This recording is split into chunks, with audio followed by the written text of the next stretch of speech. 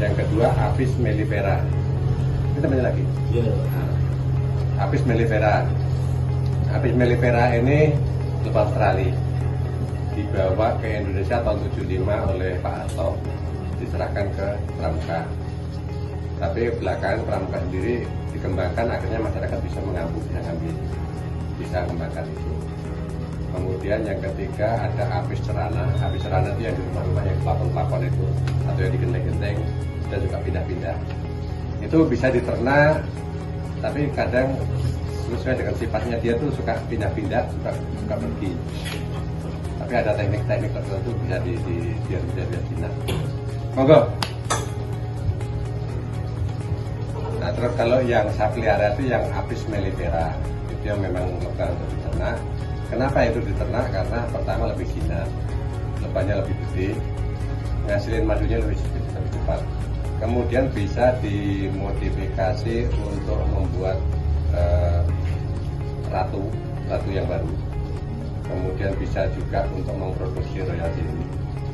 Kalau Apis cerana, Apis dorsata nggak bisa. Dia maunya sendiri, dia nggak bisa diatur. Kalau ini bisa gitu. Hanya saja kelemahannya untuk Apis mellifera ini, sebenarnya semua lebah sama, punya dua musim paceklik sama musim panen. Kapan musim paceklik? Musim paceklik pas saat musim hujan seperti ini. Nah, musim hujan seperti ini, lebah itu nggak dapat nektar, karena nggak dapat nektar, dapatnya hanya tepung sari. Tepung sari di mana? Di Jagung, di Lombok. Saat ini jagung sudah selesai, ya di daerah Meranggen, daerah Purwodadi sudah selesai, tinggal Lombok daerah Magelang, sampai sampai Magelang. Nanti kalau di sana ada bunga jagung lagi, dapat sana lagi. Jangan salah, kalau di jagungan ada madu jagung, di jagung itu hanya dari tepung sari. Untuk nektarnya kita ganti pakai gula selama paceklik. Memang saya kasih makan gula selama paceklik. Dan nanti ketika sudah mulai musim madu pertama kali panen, itu namanya kurasan. Madu dikuras. Makanya di sini ada namanya kurasan ini. Randu kurasan, karena panen pertama kali di randu kurasan. Ini nggak boleh dibeli, hanya untuk diincipi aja. Kenapa? Karena ngandung gula. Sebenarnya nggak apa-apa orang kita minum air gula aja dapat energi juga kan. Tapi saya tahu resikonya ketika jangka panjang minum madu yang mengandung gula, resikonya seperti apa. Kalau yang pembeli tahunya itu madu murni, tapi saya menanggung dosanya gitu. Saya nggak mau. Makanya hanya untuk sampel aja, untuk diincipi, nggak boleh dibeli. Kemudian setelah panen kedua itu nanti baru namanya panen murni, madu murni. Panen kedua. Itu perjalanan lebah. Nah, kalau sudah musim nektar, musim madu, ya nggak perlu dikasih makan lagi. Kasih makan pada saat paceklik itu aja. Kalau udah dikasih makan gimana Pak? Habis, koloninya habis. Karena lebah pekerja itu umurnya hanya 50-70 hari.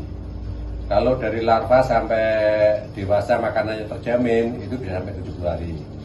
Tapi kalau makanannya kadang ada, kadang enggak, ya bisa stunting juga kan. Itu paling 50 hari udah mentok. Nah, kalau 50 hari mati, sementara angka kelahiran kurang, berarti kan tekor ya, antara tidak imbang antara kematian sama kelahiran. Yang diharapkan itu kelahirannya tinggi, kematiannya kecil, yang diharapkan gitu. Tapi kalau kematiannya gede, kelahirannya kurang, makanya koloninya menyusut. Ketika koloni menyusut, ya nggak dapat apa-apa. Karena sudah pernah alami juga sampai ke Pati, nyari madu sampai ke Lamongan, karena koloninya kecil nggak dapat apa-apa. Temannya dapat madu, kita hanya penonton. Koloninya harus kuat, harus betul-betul apa namanya tuh, nek bosok peternak itu metel itu padat, koloninya padat.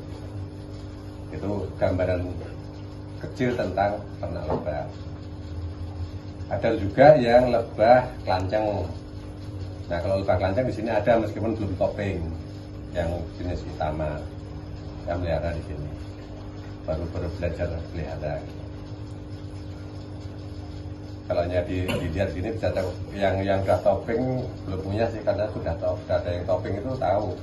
Oh ini madunya ini gitu. Tapi yang belum topping ini kan dia baru pertumbuhan aja, baru bisa lihat jenisnya aja. Itu gambaran kecil tentang lebah. Apalagi kira-kira? Bapak mulai beternak lebah dari kapan, Pak?